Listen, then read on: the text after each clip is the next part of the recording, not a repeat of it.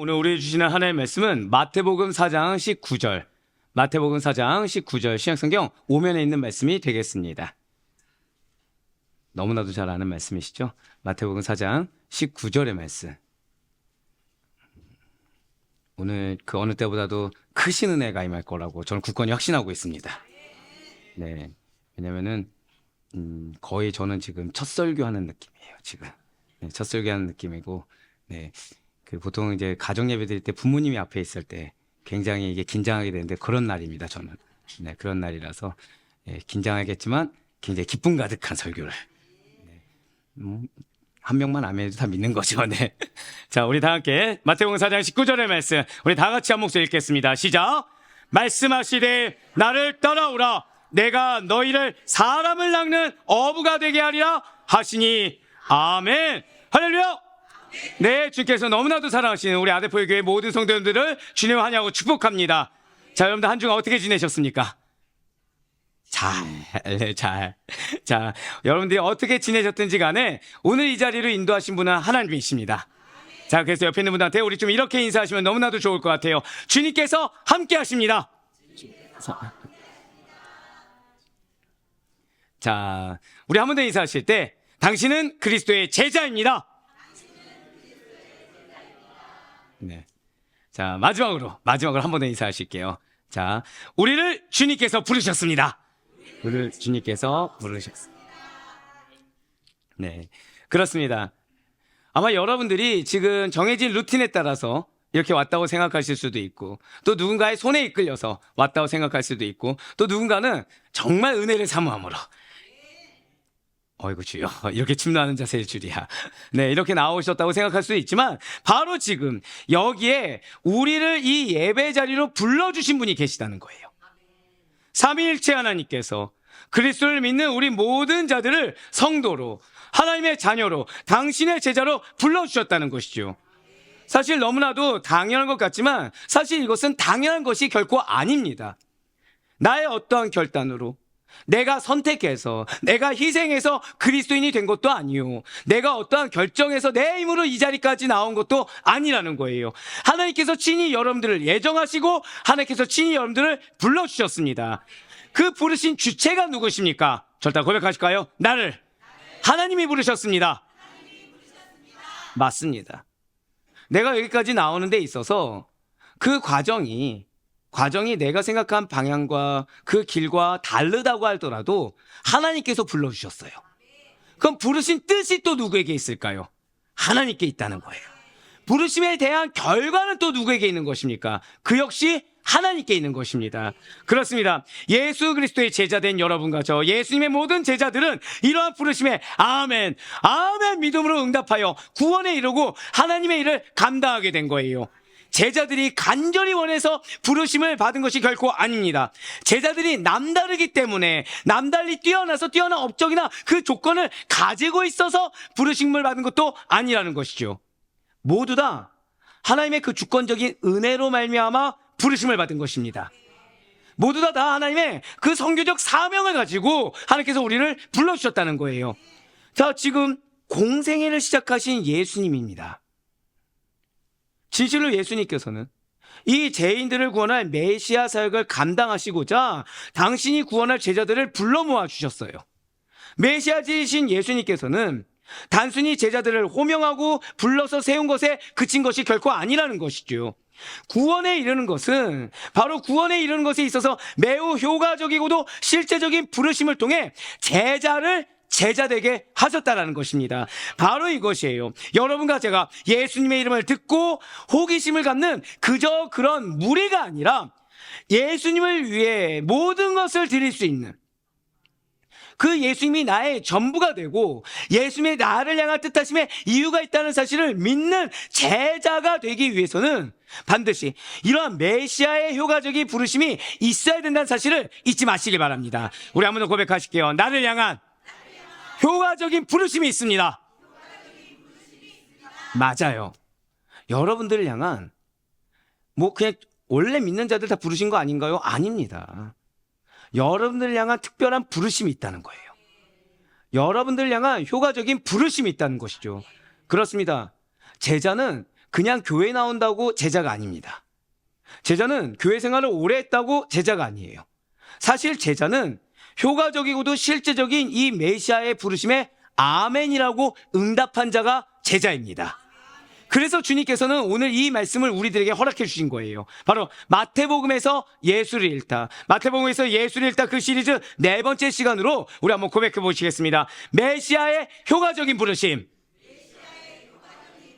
네, 그렇습니다. 메시아의 효과적인 부르심이라는 말씀의 제목에 마태복음 4장 19절의 말씀을 통해서 지금 예배를 드리고 있는 우리 모든 성도 여러분들이 이 효과적인 부르심을 받은 자, 효과적인 부르심을 받은 자라는 자기 정체성을 제대로 직시하길 원하시고 계시다는 거죠. 그냥 수박 겉핥기식으로 나 그냥 교회 다녔으니까 주님께서 부르셨겠지, 그냥 나를 향한 뜻이 있겠지라고 관념적으로 알고 말아버리는 것이 아니라는 거예요. 예수 그리스도께서 친히 효과적이고도 실제적으로 부르신 제자라는 자기 정체성을 인식하고 여러분들의 삶에 한 번 더 고백하실게요. 나의 삶은 제자의 삶입니다. 네, 맞습니다. 나의 삶이 제자의 삶으로 증명되기를 원하시고 계세요. 그래야요, 부르심에 합당한 삶을 살기로 결단하며 변화가 없을 것 같은 나의 삶, 전혀 변화가 없을 것 같고 어떤 성장이 아니라 그냥 의뢰 살아온 나의 삶에 경종을 울리고, 그리고 정말 주님께서 원하시는 뜻대로의 삶으로 여러분들이 변화되고 이끌림 받기를 원하시고 계시다는 것입니다. 자, 오늘 말씀을 듣기 전에 여러분들에게 한 가지 먼저 말씀을 좀 드리고 싶은 것이 있어요. 혹시 사랑하는 우리 아델포유교회 모든 성도분들은 오늘 설교 말씀의 제목을 보고 무언가 질문이 생기지 않으셨습니까? 자, 오늘 모르는 단어 있습니까, 없습니까? 자, 오늘 설교 제목이 무엇이죠? 메시아의 효과적인 부르심이에요. 메시아의 효과적인 부르심. 모르는 단어 있습니까, 없습니까? 모르는 단어가 없어요. 자, 메시아 알고 있습니다. 효과 알고 있습니다. 부르심 알고 있어요. 그런데 이거를 엮어놓기만 하면 무언가 모른다는 거죠. 무언가 이게 부르심은 부르심인데 효과적인 부르심이라는 게 대체 뭐야? 라는 의구심이 든다라는 거예요. 사실 오늘 본문 말씀이야 너무나 유명한 말씀이라서 그러려니 했지만 설교의 제목은 좀 다르다는 것입니다. 메시아도 알고 부르심도 알고 효과도 알겠는데 메시아의 효과적인 부르심이라고 하니까 잘 모르겠다라고 하신 분들이 생길 수가 있다는 거예요. 혹은 이미 알고는 있지만 정확한 뜻이 무엇인지에 대해서 모호하신 성도님들이 계실 수도 있다는 거죠. 그래서 먼저 시작 전에 오늘 이 설교 제목의 용어가 가진 의미가 우리에게 무엇인지, 우리에게 어떤 뜻인지를 말씀을 먼저 드리고자 한다는 것입니다. 자, 오늘 설교 제목 가운데 모호하고 막힌 부분이 있다고 한다면 메시아가 막히는 것은 아니겠죠. 바로 효과적인 부르심일 것입니다. 부르심은 부르심인데 어떤 부르심이라는 거예요? 효과적인 부르심이라는 거죠. 그러면 효과적이지 않은 부르심도 있다라는 것입니까? 예, 맞습니다. 부르심은 한자로는 소명이라고 합니다. 이러한 부르심은 두 가지로 나누어진다는 거예요. 바로 보편적인 부르심과 효과적인 부르심, 이 두 가지로 나눠진다는 거죠. 자, 공통된 거는 하나님의 말씀을 동일하게 듣습니다. 하나님의 말씀을 동일하게 듣는데, 그런데 어떤 한 명은 마음에 어떠한 감동 없이 단지 들리기만 한다는 거예요. 자, 이렇게 죄인들의 귀에 들리기만 하는 것, 그러니까 어떠한 작용을 하지 않는 것을 보편적인 부르심이라고 합니다. 자, 그런데 동일하게 들었는데 다른 어떤 한 명은 다른 반응을 보인다는 거죠. 동일한 하나님의 말씀을 듣고 마음의 감동을 받아 회개하고 구원에 이르게 된다는 것입니다. 이것이 바로 효과적인 부르심이라는 거예요. 하다못해 우리가 선교지를 갑니다. 선교지를 가서 언어가 잘 통하지 않아요. 언어가 잘 통하지 않는데 그 언어가 잘 통하지 않는 데에서도 예수 그리스도를 증거했을 때, 복음을 증거했을 때 누군가는 듣고 말아버리는 민족도 있지만 누군가는 그 단어 하나에 마음의 감동을 받아서 아멘하고 예수를 영접하는 놀라운 일이 발생한다는 거죠. 그것이 무엇이에요? 누군가는 보편적인 부르심을 받은 것이고 누군가는 효과적인 부르심을 받았다는 것입니다. 자, 이 둘의 차이를 가장 극명하게 대비해서 보여주는 성경 구절이 있어요. 그것이 바로 마태복음 22장 14절의 말씀입니다. 자, 우리 마태복음 22장 14절 말씀 한번 보도록 하실게요. 청함을 받은 자는 많되 택함을 입은 자는 적으니라. 아멘. 너무나도 잘 아는 말씀 중에 또 하나입니다. 자, 모든 자가 천국잔치에 청함을 받았어요. 그런데 참여하여 구원에 이르게 된 자, 즉 택함을 받은 자들은 한정적이라는 것이죠. 그렇습니다. 천국잔치에 참여하라는 초청을 받았어요. 그런데 누군가는 거절합니다. 누군가는 핑계를 댑니다. 누군가는 이런저런 이유를 대면서 미룹니다. 그렇지만 결국에는 결론은 무엇이죠? 참여하지 않아서 구원을 받지 못하게 된다는 거예요. 이러한 불의의 죄인들이 어떤 자죠? 바로 보편적인 부르심을 받은 자들입니다. 자, 반대로 동일하게 천국잔치에 참여하세요 라는 초청을 받았습니다. 그런데 이렇게 거절한 자들도 있는 반면에 다른 누군가는 아멘 하고 믿음의 순종으로 반응해서 적극적으로 참여하는 것입니다. 그래서 결국 구원에 이르게 된다는 거예요. 이러한 부류의 죄인들이 바로 효과적인 부르심을 받은 자들입니다. 네, 맞아요. 분명 복음은 모든 죄인들에게 열려 있습니다.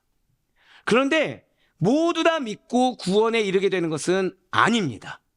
누군가는 이 복음의 말씀을 듣고 아멘하며 믿음과 순종으로 반응을 하지만 다른 누군가는 복음을 듣고 불신해요. 불순종합니다. 받아들이지 않아요. 아니 목사님, 그렇다면 목사님이 말씀하신 그 하나님은 전지전능하지 않습니까? 무소부지하셔서 어디나 다 계시고 이루지 못할 일이 없으신 하나님이 아니십니까? 그런데 대체 왜 하나님께서는 구원하지도 않을 자를 부르신 것입니까? 분명히 온 세상을 사랑하신다고 해놓고서 그러면서 왜 특정한 자들만 이 효과적인 부르심만을 받는 대상에 포함시키는 것입니까? 이것은 또 모두 다 사랑한단 말에 위배되는 차별 아니겠습니까? 이런 질문이 나올 수도 있겠죠. 하지만 반드시 기억하시길 바라요. 진실로 하나님께서는 모든 자들에게 기회를 주십니다. 복음을 들을 수 있도록 보편적인 부르심을 허락하신 것이 맞다라는 거예요. 그 이유는 인간으로 하여금 복음을 들을 기회가 없었기 때문에 나는 구원받지 못했습니다. 나는 말씀을 접하고 예수를 접할 기회가 없었기 때문에 나는 구원받지 못했습니다라는 핑계와 변명을 하지 못하게 하기 위함인 것입니다. 하나님께서 우리 주님 다시 오시는 그 심판의 날에 죄인들을 심판하실 때 그들로 하여금 심판은 어디까지나 죄의 결과가 심판이다라는 하나님의 공의에 근거한 것임을 인정하게 하기 위함이라는 거예요. 절단 고백하실게요. 지금이 기회입니다. 예, 맞아요. 지금 이 말씀을 들을 수 있는 거, 지금이 기회라는 것이죠. 항상 드릴 말씀이 있어요. 설교를 준비할 때 타협할 수 없다고 말씀을 드립니다. 왜냐하면 누군가는 오늘 이 설교가 마지막 설교일 수도 있어요. 누군가는 이 설교가 그래 내가 마지막으로 한번 들어보자 라는 그런 마음으로 절박한 심령으로 듣는 분일 수도 있고, 누군가는 억지로 끌려 나와서 이 예배 가운데 그래 내가 누구 손에 이끌려 왔지만 이 예배를 내가 마지막으로 거절해야지 라는 마음으로 올 수도 있습니다. 누군가는 그냥 그런 생각 없이 한 번만 참여해봐야지 하는 마음으로 올 수도 있다는 거예요. 자, 그런데 그분을 향한 하나님의 초청이 있습니까 없습니까? 있다라는 거죠. 어떤 동기가 되었든지 간에 그 영혼을 향한 하나님의 사랑의 초청이 있다라는 거예요. 자, 그런데 전하는 자가 그거에 대한 최선을 다하지 않고 전하는 자가 그거에 대해 열심을 없이 전한다고 한다면 그 영혼에게 있어 가장 안타까운 결과를 제공하는 것이 누가 되겠습니까? 그렇기 때문에 우리는 지금이 기회인 줄 알아야 돼요. 내가 전하는 자 입장에서든지 내가 받아들이는 자 입장에서든지 지금이 나에게 마지막이 될 수 있다라는, 한 번 더 고백하실게요. 절박함이 있어야 됩니다. 그 절박함을 가지고 전해야 된다라는 거예요. 제가 굉장히 교만한 자입니다. 아니라고 아무도 안 하시네요. 근데 이 교만한 자가 굉장히 이제 존경하는 분들이 몇 안 돼요. 근데 학교에서 공부를 할 때 그분의 어떠한 강의를 듣고 제가 감복한 게 하나가 있습니다. 절박함이 있어요. 절박함이 있습니다. 어떤 분들은 들어가는 문턱을 낮게 해서 누구나 받아들이겠다고 하셨지만 사실은 절박하기 때문에 누구에게나 기회를 주고자 하시는 그 모습을 보고서 와, 목사는 이래야 되는구나. 죄송하지만 설교 말씀을 쉽게 해서 문턱을 낮추는 게 아닙니다. 절박함이 느껴지게. 앞에 있는 목사가 왜 저렇게까지 붙잡을까? 앞에 있는 사역자가 왜 저렇게까지 목이 쉬어라 목청껏 전할까? 라는 절박함을 느낄 수 있어야 된다는 거예요. 사랑하는 성도 여러분들, 여러분들은 하나님께서 부르셨어요.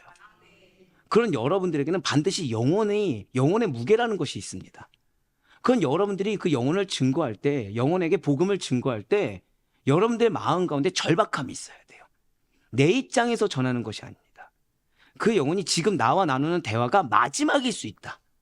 이 마음으로 여러분들의, 절대 고백하실게요. 마음을 전해야 합니다. 마음을 전해야 됩니다. 마음을 전하는 데 있어서 입술에는 무엇 이상이 나오면 안 되는 거예요? 복음 이상이 나오면 안 된다는 것이죠. 네, 반드시 잊지 마시길 바라요.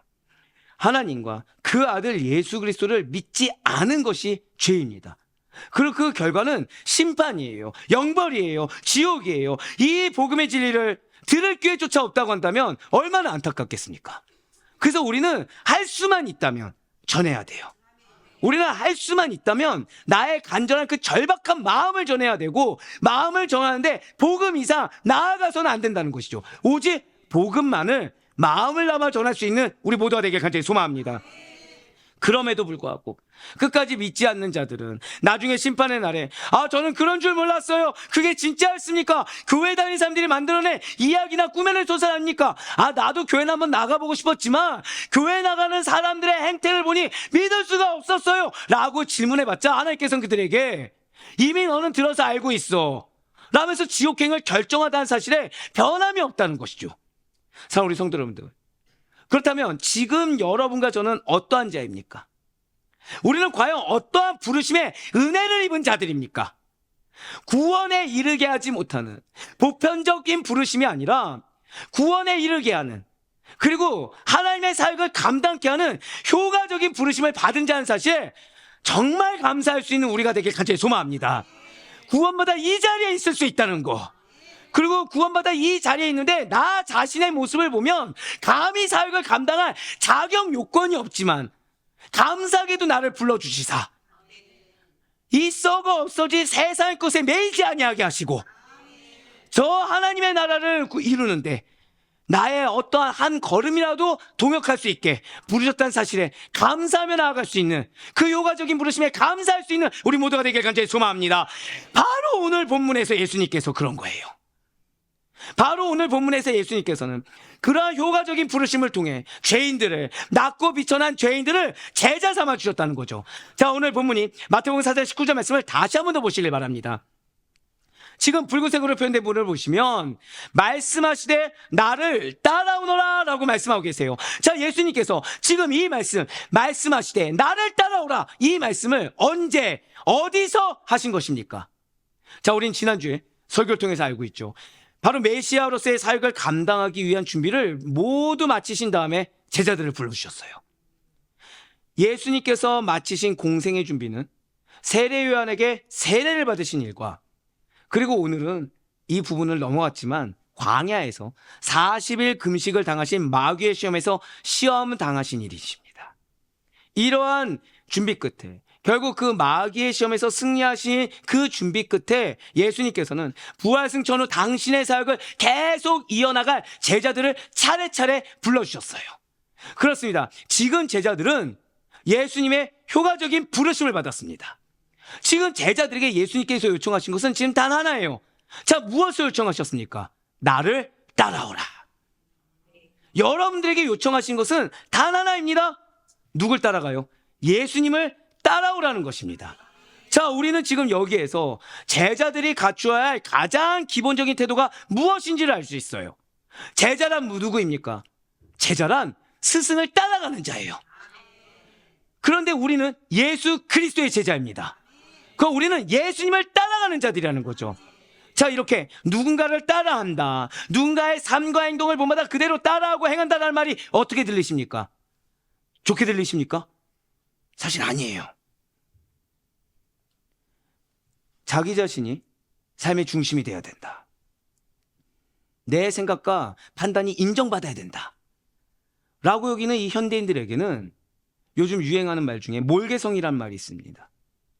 즉, 개성이 너무 없어 보이는 것은 옳지 않다라는 거예요. 몰개성. 몰개성인, 즉 의지 박약처럼 느껴지기까지 한다는 거죠. 누군가를 따라간다는 게. 그러니까 나만의 줏대가 있어야 될 것 같은 거예요. 나만의 방향성이 있어야 될 것 같은 겁니다. 나만의 무언가 컬러가 있어야 될 것 같은 거예요. 예수님을 따르는 삶이 마치 따분하고 재미없는 인생이며 수동적일 뿐만 아니라 주체적인 자율성이 없는 그저 그런 자들의 삶인 것처럼 여겨질 수도 있습니다. 하지만 전혀 그렇지 않다라는 것이죠. 진실로 예수 그리스도를 따라 사는 삶이야말로 가장 현명하고 가장 미래가 보장된 삶인 것입니다. 왜입니까? 예수님께서 인도하신 길은 그 길이 어떻더라도, 예, 맞아요. 예수님께서 인도하신 길은 좁은 길이죠. 십자가의 길이죠. 골고다의 길이죠. 협착한 길이죠. 자기 부인의 길, 그런 길이죠. 하지만 그 끝의 결과는 반드시 승리하게 되는 구원의 길이기 때문에 예수님의 길만을 따라가야 된다는 것입니다. 나의 인간적인 계획에 따라 인생의 길을 결정하고 내가 스스로 개척해 나가는 인생은 내가 나 스스로를 책임져야 돼요. 그리고 그 끝은 결코 구원에 이르지 못하게 되는 것입니다. 하지만 예수님을 믿고 예수님을 의지하며 예수님을 따르는 길은 다르다는 거예요. 예수님만을 온전히 믿으며 우리의 삶의 모든 것을 예수님께 맡기고 그 말씀을 따라 살게 되면 반드시 천국에 다다르게 되고 완전한 구원에 이르게 된다는 사실을 믿으시길 바랍니다. 그래, 우리가 무엇을 선택해야 됩니까? 이 땅 가운데 기껏 열심히 살아오고 나서 지옥길로 가는, 멸망길로 가는, 헛되게 되는 그 길을 선택해야 되는 것입니까? 내가 내키지 않는다고 해서 무언가 손해보는 것이 많은 것처럼 여겨지고 무의미하게 스스로가 여겨진다고 해서 그 구원의 길을 거부하고 멸망의 길로 가야 되는 것입니까? 아니면 나의 연약함을 내가 잘 알고 있는 것처럼 불완전한 나나 세상이 아니라 하나님의 독생자가 되시는, 하나님과 동등 되시는 예수 그리스도를 따라가야 되는 것입니까? 진실로 예수님을 따르는 길만이 구원에 이르는 길입니다. 예수님을 따라가는 길만이 우리의 인생이 유의미하게 되는 길이라는 거예요. 누구에게나 열려있으나 효과적인 부르심을 받은 자들만이 예수님을 따라서 좁은 문을 지나 구원의 길을 통과하여 마침내 천국에 당도한다는 사실을 절대 잊지 마시길 바라요. 우리가 이 땅의 삶 가운데 천국과 관련이 없다고 한다면 우리는 무의미한 인생을 사는 것입니다. 우리가 이 땅을 살아가는 데 있어서 나의 작은 것조차도 저 구원과 영생과 연관이 없다고 한다면 우리는 전혀 쓸모없는 제일 헛된 인생을 살아간다는 거예요.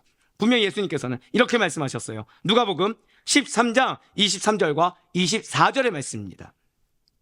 어떤 사람이 여짜오되 주여 구원을 받는 자가 적으니까 그들에게 이르시되 좁은 문으로 들어가기를 힘쓰라. 내가 너희에게 이르노니 들어가기를 구하여도 못하는 자가 많으리라. 아멘. 저 지금 붉은색으로 표현된 문을 보시길 바라요. 들어가기를 구하여도 못하는 자가 많으리라 라고 나와 있지 않습니까? 천국과 구원이 누군가의 그 구하는 행위로 인해서 달성될 수 있는 목표와 지향점이 될 수가 있단 말입니까? 전혀 아니라는 것이죠. 천국과 구원은 효과적인 부르심을 받은 자들만이, 그 부르심에 아멘으로 순종한 자들만이 예수 그리스도를 믿는 믿음으로 말미암아 받게 되는, 한번 고백하실게요, 은혜의 선물입니다. 즉 이 자리에 있는 분들은 은혜의 선물을 받은 자들이라는 거예요. 진실로 구원에 이르려면 먼저 하나님의 작정하심이 있어야 돼요. 하나님의 예정하심이 있어야 됩니다. 그에 따른 선택이 있어야 돼요. 한 번 더 고백하실게요. 나를 하나님께서 선택하셨습니다. 예, 맞아요. 여러분들을 하나님께서 선택하셨어요. 그러니까 내가 지금 그 하나님을 느낀다, 느끼지 못한다, 이게 중요한 게 아니고, 내가 지금 그 하나님을 만난다, 만나지 못한다, 이게 중요한 것이 아니라, 내가 느끼든 느끼지 못하든 하나님이 지금 여러분들을 선택하셨어요. 그 선택의 은혜, 택함을 받은 은혜의 대상만이, 즉 여러분과 저만이 효과적인 부르심에 포함된다는 것이죠. 아무리 내가 천국에 가고 싶다고 떼를 쓴다고 한들 효과적인 이 부르심을 받을 수나 있겠습니까? 아무리 내가 징징대며 발을 고르고 응석을 부린다고 해서 구원을 받을 수냐 있냐 말입니까? 전혀 아니라는 거예요. 어떠한 인간의 외침이나 요청의 은혜, 혹은 하나님과 인간 그 쌍방과의 거래를 통해 우리는 구원에 이르는 효과적인 부르심을 받을 수가 없다는 사실을 반드시 기억하시길 바라요. 즉 여러분들이 구원의 길을 들어서는 데 있어서 인간의 공로가 없습니다. 누가 도와준 적도 없고 누군가의 힘에 의해서 여러분들이 구원을 받게 된 것이 아니라는 거예요. 마찬가지로 누군가의 힘에 의해서 여러분들이 제자가 된 것도 아닙니다. 여러분들의 사명의 길에 있어서 인간의 어떠한 영향력이 작용되지 않았다는 거예요. 그런데 아이러니하죠. 그럼 사단은 누구를 공격할까요? 이 효과적인 부르심을 받은 자들을 공격한다는 거예요. 마치 보편적인 부르심을 받은 자들인 것처럼. 그 부르심에 어떠한 효과도 없고 어떠한 능력도 없는 것처럼 계속해서 깎아내리는 거죠. 그래서 하나님 한 분만으로 족하지 않게 합니다. 무언가 더 필요한 것처럼 여겨지게 하는 거예요. 세상적인 어떤 것도 필요하고 인간적인 어떤 것도 필요한 것처럼 여기게 만드는 겁니다. 그래서 결국 나의 정체성을 상실하게 만든다는 것이죠. 오직 하나님 한 분의 결정에 의해 당신께서 주도적으로 죄인을 부르시고 은혜의 선물인 믿음을 통해 구원에 이르게 하셨다. 즉 우리가 내가 나 될 수 있었던 것은 내가 인식하지 못하는 상황에서조차 하나님께서 나를 택하시고 나를 인도하셨기 때문에 사실을 절대 잊지 마시길 바랍니다. 그래서 말씀을 드렸죠. 우리는 어떤 자라고요? 우린 공인이라는 것입니다. 나 혼자 힘으로 사는 것이 아니죠. 나 혼자 몰래 살아가는 것이 아니에요. 늘 항상 하나님께서 지켜보고 계십니다.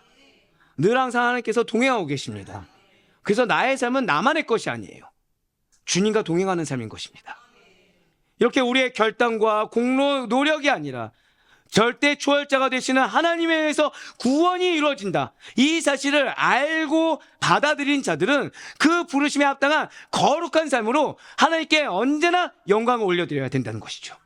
즉 우리의 삶은 나만을 위한 삶이 아니라 그 삶의 작은 곳에서조차 주님께 영광이 돼야 된다는 거예요. 그렇습니다.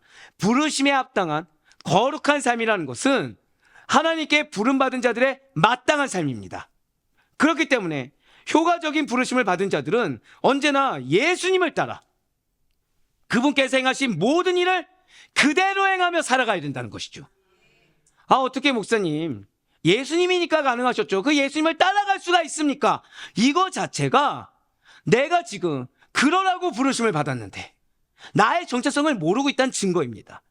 그거 자체가 나는 지금 신본주의로 살아가야 될 그리스도인인데 나는 지금 세속주의, 인본주의, 물질만능주의에 젖어서 지금 나는 구별되지 않은 존재로 살아가고 있다는 증거가 된다는 거예요.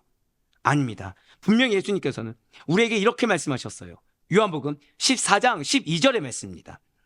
내가 진실로 진실로 너희에게 이르노니 나를 믿는 자는 나의 하는 일을 저도 할 것이요 또한 이보다 큰 것도 하리니 이는 내가 아버지께로 감이니라. 아멘.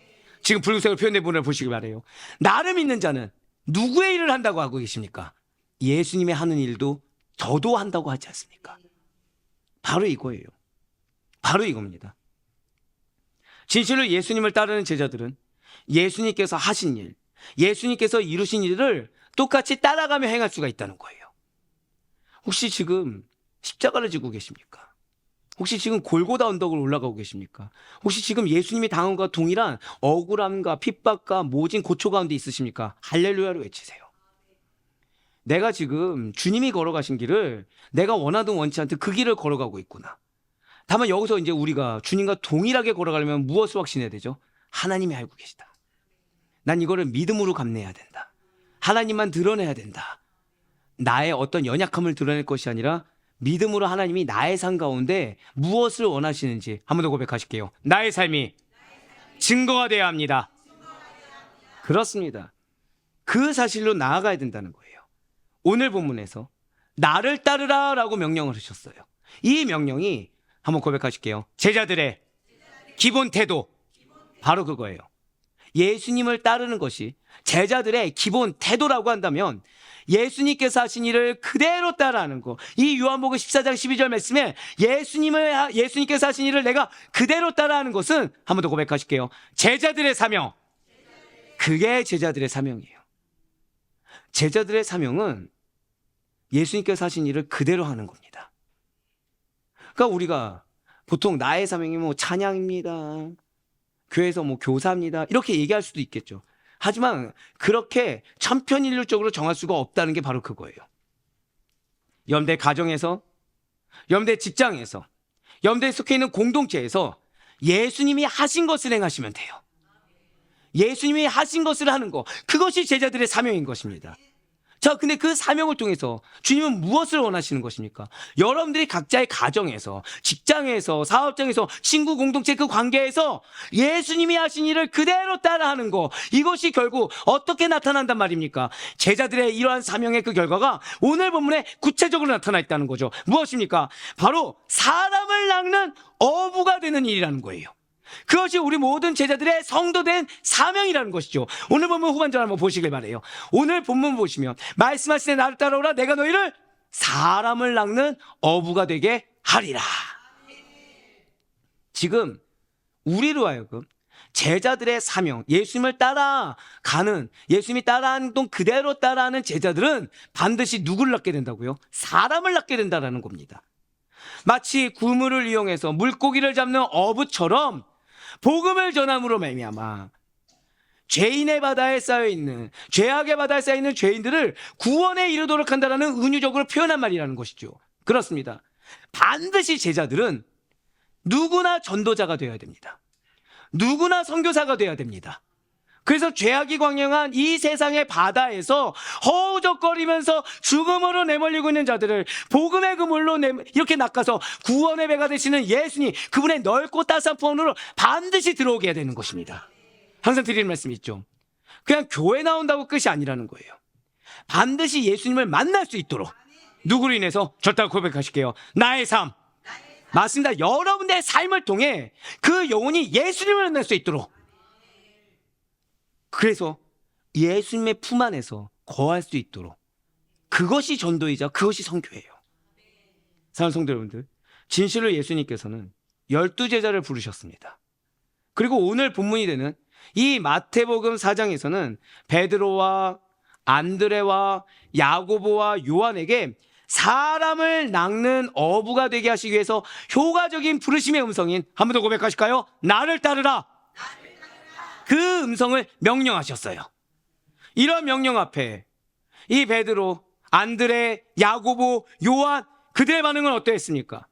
그들은 믿음의 순종을 하였습니다. 마태복음 4장 18절에서 20절 말씀 보도록 하실게요. 갈릴리 해변에 다니시다가 두 형제 곧 베드로라 하는 시몬과 그의 형제 안드레가 바다에 금을 던지는 것을 보시니 그들은 어부라. 말씀하시되 나를 따라오라, 내가 너희를 사람을 낚는 어부가 되게 하리라 하시니 그들이 곧 그물을 버려두고 예수를 따르니라. 아멘. 자, 지금 제가 다른 데 붉은색으로 표시 안 하고 20절만 붉은색으로 표시했어요. 그들이 곧 그물을 버려두고 예수를 따르니라 라고 지금 나와 있습니다. 그렇습니다. 제자들의 믿음의 결단과 순종을 이끄신 예수님, 바로 오직 그분만이 구원으로 인도하시는 유일한 길이시요, 제자들에게 효과적인 부르심을 행하실 유일한 분이라는 사실을 먼저 믿으시길 바랍니다. 자, 지금 베드로와 안드레 두 형제가 예수님의 부르심을 받은 장면은 마태복음에서는 지금 그물을 버려두는 것으로 간략하게 묘사가 되어 있어요. 하지만 이 부분에 병행 구절이 있습니다. 지금 누가복음 5장을 보시면 더 구체적인 상황을 알 수 있다는 것이죠. 누가복음에서는 예수님께서 시몬 베드로의 배에 오르십니다. 그래서 무리들에게 말씀을 전하세요. 그런 다음에 말씀 전하신 다음에 다시 깊은 데로 가서 그물을 던져 고기를 잡게 하십니다. 그러고서 시몬 베드로를 부르셨어요. 그렇습니다. 분명히 예수님께서는 무리들을 향해 말씀을 전하시고 베드로로 하여금 그물을 던져 고기를 잡게 하셨습니다. 지금 무리 가운데 누구를 부르셨다고요? 베드로를 특정하여 부르셨다는 거예요. 무리 가운데 베드로를 특정해서 불러주셨습니다. 마치 누구처럼요? 여러분들처럼. 여러분들을 부르신 이유, 여러분들 지금 상황에 속하게 하신 이유는 그냥 무리로 남아있으라고 부르신 것이 아니에요. 지금 베드로처럼 특정하여 부르신 것입니다. 내가 지금 어떤 상황이냐, 이건 중요하지 않아요. 내가 지금 어떤 환경이냐, 이건 중요하지 않습니다. 예수님께서 부르셨어요. 당신의 뜻을 위해 부르셨습니다. 특정하여 불러주셨어요. 이렇게 바다에 금을 던져 고기를 잡는 두 형제를 찾아오신 예수님이십니다. 그리고 베드로와 안드레로 하여금 나를 따르라 라고 하셨을 뿐이지 다른 말씀을 일체 꺼내지 않으셨어요. 그들을 만나서 지금 얼마나 힘들게 고기를 잡고 있는지, 지금 고기가 잘 잡히고 있는 상황인지, 부모님은 뭐 하시는 분이신지, 가진 것은 지금 어느 정도 되는지, 무슨 일을 하고 있었고 어부로서의 그 미래와 비전은 무엇인지 다 묻지 않으셨습니다. 예수님은 죄송한 말씀이지만 여러분들의 환경이 어떠하냐, 여러분들의 상황이 어떠하냐, 이게 중요하지 않으세요. 예수님은 하나님의 아들이십니다. 그분께서 여러분들을 터치하시기만 한다면, 그분의 권능의 손길만 있다고 한다면 능히 행하지 못하실 일이 없으십니다. 그런데 그런 분께서 우리의 상황에 관심 있는 것이 아니라는 거죠. 우리에게 관심 있는 것은 오직 단 하나, 믿음의 순종이라는 거예요. 세상적인 조건이나 인간적인 상황 같은 시시콜콜한 질문 등을 하지 않으십니다. 우린 하나님 앞에 시시콜콜한 질문거리들만 지금 갖고 나아가는데, 실상 예수님은 우리에게 그런 것이 관심 있지 않다는 거죠. 한마디로 우리를 부르실 때 너가 그동안 무엇을 하면서 살아왔고, 무엇을 좋아하고, 무엇에 매여 있는지 와는 상관없이 지금 무작정 뭐만 요구하셨어요? 나를 따르라. 따라와. 너 어떤 환경이냐, 어떤 조건이냐, 이거 중요하지 않아. 너 어떤 성격이냐, 중요하지 않아. 나를 따라와 라고 명령하시고 결단을 요구하신다는 거예요. 한 번 더 고백하실까요? 나에게 결단을 요구하십니다. 바로 그거예요. 우리는 결단하기에 앞서서 내가 지금 어떤 상태인지, 내가 어떤 상황인지, 내 마음의 감정이 어떤지, 내 지금 환경이 어떤지, 이거를 말을 합니다. 그런데 주의 길을 따르는 데 있어서는 그것이 중요한 것이 아니라 정말 우리가 주님을 믿는지가 중요해요. 그 주님이 나의 인생을 책임지시고 나를 향한 당시의 뜻하심이 있기 때문에 그러한 주님의 섭리를 믿는 믿음, 이것만이 우리에게 필요하다는 것이죠. 과연 그 누가 다른 사람의 인생에 들어가서 내가 하는 대로 하고 살아, 내 말만 따라 라고 자신 있게 말을 할 수가 있겠습니까? 대체 그 누가 이렇게 베드로와 안드레의 인생에, 어부였던 그들의 인생에 자신 있게 개입하시고 감히 그들의 생계의 전부가 되는 배와 그물을 버리면서 따르라고 명령할 수가 있단 말입니까? 이것은 오직 메시아로서의 준비를 마치신 참 구원주가 되시는 예수 그리스도이시기 때문에 가능하다는 거예요. 진실로 여러분과 저를 창조하신 분이십니다. 그럼 우리를 끝까지 책임지시고 보호하시며 가장 선한 길로 인도하신 분이세요. 그러한 구주 예수 그리스도만이 베드로 안드레의 인생에 들어가시고, 그러한 구주 예수 그리스도만이, 절대 고백하실게요, 나의 인생에 들어오실 수가 있습니다. 예, 맞아요. 우리의 인생에 들어가시사 좌정하시며 베드로와 안드레의 인생을, 우리의 인생을 당신의 절대 권능과 주권으로 다스리실 수가 있는 것입니다. 그래서 내 생각이 중요하지 않아요. 내 판단이 중요하지 않습니다. 나를 둘러싼 환경이 중요하지 않습니다. 명령하실 땐 이유가 있어요. 따라오라고 할 땐 이유가 있는 것입니다. 그대로 행하라고 할 땐 이유가 있다는 거예요. 우리 인생에 유일하게 개입하실 수 있는 유일하신 분, 내 눈에는 이대로 가다 큰일 날 것 같아요. 내 눈에는 이대로 가다 난리 날 것 같습니다. 이것도 필요하고 저것도 필요하고 이런 여건도 있어야 되고 저런 환경도 있어야 될 것 같아요. 중요하지 않습니다. 예수님만 있으면 가능해요. 그분이 전부이십니다. 그분을 만나세요. 그분을 만나시고 여러분들의 입술과 삶을 통해 그분을 전하세요. 그분을 따라가는 그 길이 무엇인지 우리의 삶을 통해 증거할 수만 있다고 한다면, 내가 어떤 처지냐? 이건 중요하지 않아요. 나를 향해 예수 그리스도의 향기만을 드러낼 수 있다고 한다면 그 이상 이하가 없는 것입니다. 이러한 모든 인생의 주관자가 되시는 예수님의 부르심에 베드로와 안드레만 나온 것이 아닙니다. 야고보와 요한 역시도 즉각적인 아멘의 순종의 반응으로 나올 수밖에 없었다는 거예요. 자, 그러면 베드로, 안드레, 야고보, 요한이 원래 순종을 즐겨하는 성격이어서 아멘하고 따라온 것입니까? 그들이 원래 좀 눈치가 빨라서, 또는 그들이 갑자기 그 순간 한눈에 이게 기회구나 알아차서 아멘으로 따라온 것입니까? 아니라는 거예요. 주님의 효과적인 부르심이라는, 한번 고백하실게요, 은혜를 받았습니다. 여러분들, 은혜는 주님이 여러분들을 부르셨다는 게 은혜예요. 여러분들을 부르셔서 당신의 사명 가운데, 당신의 뜻 가운데 함께하도록 초청하셨다는 것이 은혜입니다. 혹자는 그럴 수 있겠죠. 너무 이 교회 가운데 너희들이 믿음 생활에서 희생하는 거 아니야? 헌신하는 거 아니야? 아니요. 감히 동참할 수 있게 된 거예요. 동참할 자격이 없는 자들이 이 작은 땀이라도 보탤 수가 있게 된 겁니다. 마태복음 4장 20절과 22절의 말씀에서 나온 4명의 제자들의 반응이 주님의 그 효과적인 부르심에 대한 우리들의 동일한 영적 반응이 되길 간절히 소망합니다. 마태복음 4장 20절과 22절 말씀 보시길 바라요. 그들이 곧 그물을 버려두고 예수를 따르니라. 그들이 곧 배와 아버지를 버려두고 예수를 따르니라. 부르심에 의심치 않았어요. 버렸습니다. 따랐어요. 사랑하는 성도 여러분들, 우리의 인생 역시 마찬가지예요. 우리의 어떠한 의지와 노력으로 좌지우지 될 수 있는 영역이 아닙니다. 좀 더 쉽게 말씀드릴까요? 여러분들의 삶, 여러분들의 사명, 내 힘과 능력으로 좌지우지 할 수 있는 영역이 아니에요. 내가 만들고 내가 지탱한 것 같아도 우리네 인생, 우리네 삶의 모든 순간순간이 예수님의 손에 달려있고 또 그렇게 될 것임을 기억해야 됩니다. 그렇기 때문에 제자로서 부름받은 저와 여러분은 우리의 삶 곳곳마다, 그러나 사실은 예수님께서 인도하고 계시는 그 길을 따라갈 때 베드로와 안드레처럼, 야고보와 요한처럼 우리들의 삶에 중요하게 여겨지는 그 그물을 버려두고 우리 삶에 없어서는 안 될 것 같은 그 배를 버려두고 예수님만을 따라가야 된다는 거예요.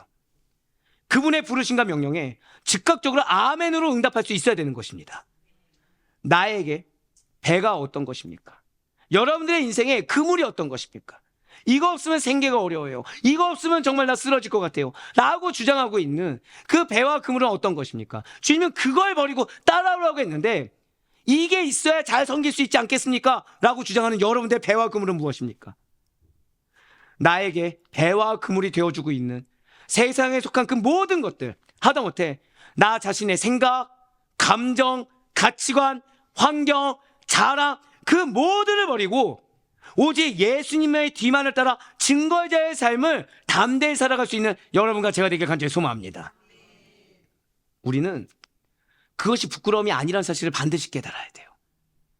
그것이 희생이 아님을 반드시 깨달아야 됩니다. 아까 말씀드렸던 제가 굉장히 존경하는 분이 있다 말씀드렸죠.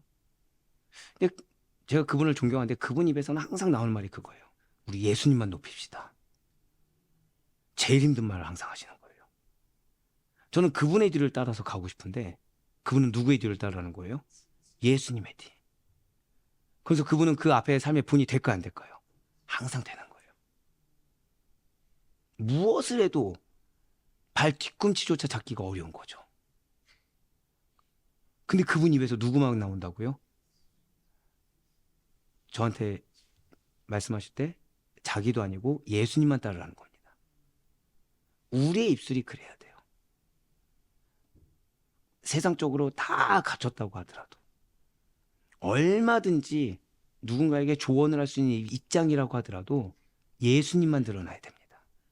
그리고 상대로 하여금 예수님의 길을 따를 수 있도록 내가 본이 되어야 되고 내가 그 길을 앞에 놓는 데 있어서 내가 하늘의 미랄이 될 수 있어야 돼요.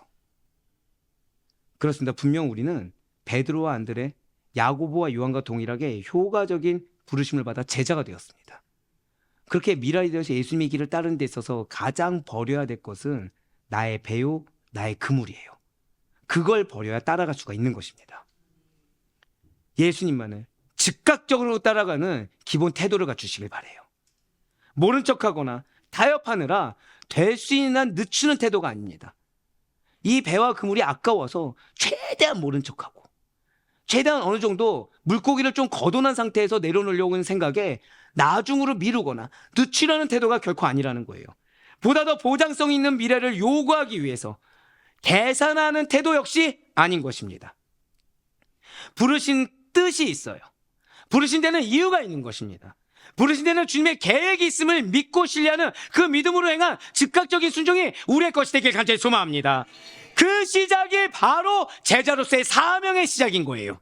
그렇게 제자가 되어 걸어가는 길은 주님 안에서의 비전을 확신하고 그 비전과 사명의 길에서 오직 주님만을 드러내며 예수님께만 영광을 올려두고 예수님의 길을 같이 동행하는 길이 되어야 되는 것입니다. 기껏 그물을 버려두고서 다시 그 그물을 찾고자 하는, 즉 허탄한 것에 미혹되어서 마음의 관심을 내려놓지 못하고 인간의 소리에 귀 기울이고 인간의 감정과 생각에 매몰되는 잠깐 보이다 없어지고 마는 안개 같은 짧은 인생을 허비해버리고 마는 어리석은 무리로 전락해서는 안 되는 거예요. 사단은 끊임없이 여러분들을 무리로 전락하려고 할 것입니다. 사단은 끊임없이 여러분들과 동행하는 예수님을 못 보게 할 거예요. 여러분들 향한 예수의 계획을 의심케 하고 모호하게 만들 것입니다. 아니에요. 우리의 확신은 내 눈으로 봐야 믿을 수 있는 것이 아닙니다. 우리의 확신은 내가 체감하고 내 눈에 보여진 것이 있어야 믿는 것이 아니에요. 우리의 확신은 성경이 확신이고 우리의 확신은 예수님의 존재가 확신인 것입니다. 그래서 야고보 사도는 우리에게 이렇게 권면하고 있어요. 야고보서 4장 13절부터 15절까지 말씀 보도록 하시겠습니다. 들으라, 너희 중에 말하기를 오늘이나 내일이나 우리가 어떤 도시에 가서 거기서 1년을 머무며 장사하여 이익을 보리라 하는 자들아, 내일을 너희가 알지 못하는도다. 너희 생명이 무엇이냐? 너희는 잠깐 보이다가 없어지는 안개니라. 너희가 도리어 말하기를 주의 뜻이면 우리가 살기도 하고 이것이나 저것을 하리라 할 것이거늘. 아멘. 자, 사랑하는 성도 여러분들, 혹시 한탕주의라는 말을 들어보신 적이 있습니까? 우리에게 주어진 인생을 마치 도박하듯이 한 번의 시도로 큰 재물과 이익을 얻고 성공해버리라 라는 헛된 태도를 한탕주의라고 합니다. 그리고 그러한 삶의 가치관을 가지고 살아가는 자들을 가리켜서 한탕주의자라고 합니다. 지금 이 시대를 관통하고 있는 단어 중에 하나가 바로 이 한탕주의예요. 여러분들 아마 그 오징어 게임이라는 걸 들어보신 적이 있을 겁니다. 그런데 얼마 전에 한 리서치에서 20, 30대 청년들을 두고서 조사를 했어요. 당신에게 질문 하나였습니다. 당신에게 오징어 게임에 참가할 수 있는 자격이 주어진다면 참가하시겠습니까? 라는 거였어요. 결과는 굉장히 놀라웠죠. 모르시는 분들을 위해서, 게임을 해서 한 명에게만 몰아주는 겁니다. 게임에서 지면 어떻게 돼요? 죽는 겁니다. 아시면 안 되는데.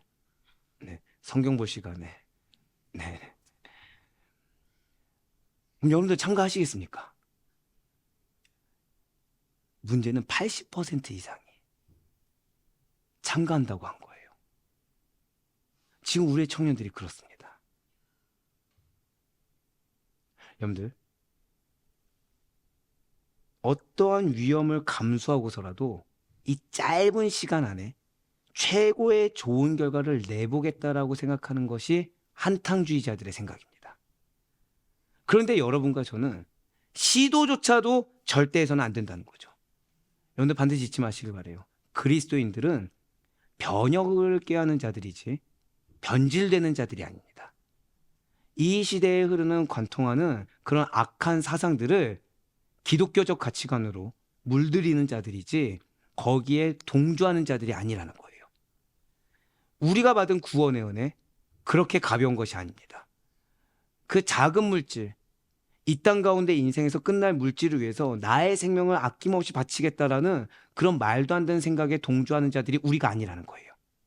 주님께서 우리를 부르실 때 대충 아무나 부르신 것이 아닙니다. 한 번 더 고백하실까요? 나에게는 영향력이 있습니다. 바로 그래요. 우리에게는 영향력이 있습니다. 이유는 왜냐면 내가 잘나서가 아니에요. 하나님께서 여러분들을 택하셨고 택하신 여러분들 안에 성령님이 내주하십니다. 그래서 그 성령님께서, 하나님과 동등되신 성령님께서 우리로 하여금 여러분들에 속한 공동체에 그리스도의 향기가 나올 수 있도록, 그래서 그 그리스도의 향기로 그 공동체를 선하게 물들이고자 사명으로 여러분들을 불러주셨다는 거예요. 그래서 우리에게는 그런 그리스도의 영향력이 있습니다. 우리를 면밀히 살피시고 그래서 의지를 가지시사 제자들을 찾아 나서실 주님의 의지가 있다는 거예요. 우리의 어떠한 신청을 받아서 그 가운데 대기자들을 선별하신 것도 결코 아닙니다. 주님께서는 오직 전능하신 당신의 뜻과 당신의 살아있는 계획에 따라 구원받을 자를 찾아 부르시고 그 자를 완전한 구원에 이르게 하시며 그 성화의 길에서 하나님의 놀랍고도 크신 뜻을 이루어 가신다는 거예요. 절대 고백하실까요? 나를 통해 하나님의 뜻이 이루어집니다.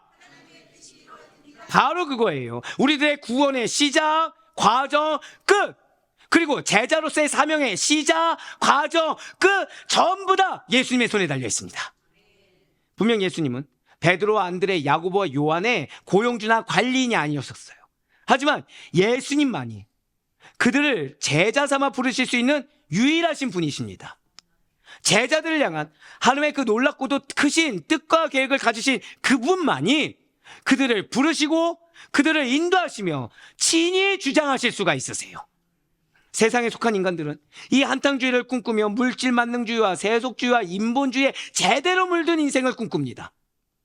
그러면서 인생은 한 방이고 타이밍이 중요해 라는 말들을 마치 현명한 세상의 법칙이냐, 누구나 그것을 잘 잡아야 되는 것이냐 잘들 내뱉어요. 하지만 예수님의 효과적인 부르심을 받지 않은 자들의 결과는 이미 정해져 있습니다. 아무리 짧은 시간 내에 성공을 이뤘다고 하더라도, 아무리 한번 그 짧은 시간에 높은 곳에 올라가 봤다고 하더라도, 아무리 어쩌다가 때를 잘 만난 것처럼 일이 잘 풀렸다고 하더라도 결국 그들이 이룬 것들은 모두 다 하나의 심판의 불 앞에서 다 타버리고 말아버릴 것이에요. 이에 대해서 사도 바울 우리에게 이렇게 증거하고 있습니다. 고린도전서 3장 12절부터 15절까지의 말씀 보도록 하실게요. 만일 누구든지 금이나 은이나 보석이나 나무나 풀이나 짚으로 이 터 위에 세우면 각 사람의 공적이 나타날 터인데 그날이 공적을 밝히리니 이는 불로 나타내고 그 불이 각 사람의 공적이 어떠한 것을 시험할 것임이라. 만일 누구든지 그 위에 세운 공적이 그대로 있으면 상을 받고 누구든지 그 공적이 불타면 해를 받으리니 그러나 자신은 구원을 받되 불 가운데서 받은 것 같으리라. 아멘. 사랑하는 성도 여러분들, 여러분들을 향한 하나님의 뜻하심이 있다는 사실을 잊지 마시길 바라요. 여러분들을 하나님께서 그냥 부르신 것이 아니에요. 당신의 계획 가운데 부르시사 지금 현재 상황 가운데 놓아주셨습니다. 여러분들 일주일의 삶은 어떠셨습니까? 이 부르심을 인식하면서 사셨습니까?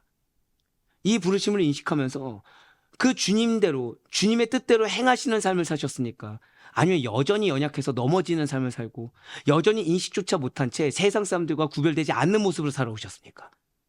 너무나도 감사한 것은 예수님의 부르심에는 후회가 없으시다는 거예요. 그리고 우리를 부르신 예수님께서는 어떠한 후회도 없으시고 당신의 계획에 따라 우리를 이끌고 계십니다. 여전히 우리들에게 선한 영향력을 주셔서 우리로 하여금 사람을 낚는 어부로서의 사명을 감당하게 하세요. 여러분들의 삶을 통해 여러분들의 가족이 변화될 것입니다. 여러분들의 삶을 통해 여러분들에게 붙여준 지체들이 변화될 것입니다. 그 가운데 여러분들이 할 것은 딱 하나예요. 나를 따르라. 그 주님의 음성에 아멘으로 순종해서 주님만을 따라가면 되는 거예요. 많이 아는 것이 필요합니까? 아니에요. 많이 경험한 것이 필요합니까? 아니에요. 믿음의 결단, 그 순종만이 필요한 것입니다. 우리로 하여금 거룩한 사명을 수행해가는 자리까지 나아가게 하시고 제자가 된 여러분과 저를 통해 당신의 뜻을 이루어 가십니다. 사랑하는 성도 여러분들, 진정으로 여러분과 저는 예수님의 제자이십니까? 정말 제자가 되길 원하십니까? 이전과는 다른 삶으로 변화되길 원하십니까? 나를 따라오라. 나를 따라오라.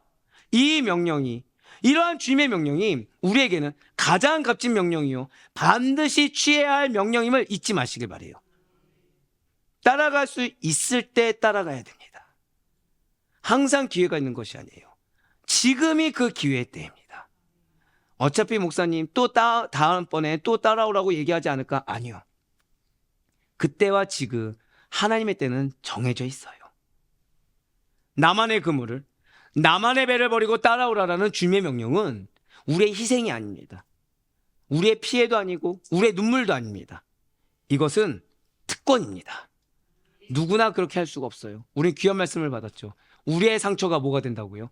우리 한 번 더 고백하실게요. 나의 상처가 상급이 됩니다. 맞아요. 나의 상처가 상급이 됩니다. 어디 안에 있을 때요? 주 안에 있을 때, 믿음 안에 있을 때, 나의 사명을 잊지 않고 제자로서의 그 사명을 가지고 살아갈 때 우리의 모든 상처는, 우리의 모든 인내는, 우리의 모든 눈물은 하나님 앞에 상급이 될 것입니다. 효과적인 부르심을 입은 자들만이 그 사람을 낚는 제자 사명을 잘 감당하며 따라갈 수가 있어요. 그러니 우리의 모든 것들을 우리를 효과적으로 부르신 예수 그리스도의 터 위에만 세우시길 바랍니다. 내가 가진 배와 그물을 소유한 채로 따라갈 수 있다는 생각을 버리셔야 돼요. 그걸 가지고 따라갈 수 있는 그런 쉬운 길이 아닙니다. 그걸 가지고서도 따라갈 수 있는 호락호락한 길이 아니에요. 주님께서 명하신 대로 예수님이 가라고 하신 그 길, 예수님의 삶의 길을 그대로 본받아 따라갈 수 있는 여러분과 제가 되길 간절히 소망합니다. 그래야요, 제자된 우리를 향한 주님의 계약이 온전히 성취되시길 바라요.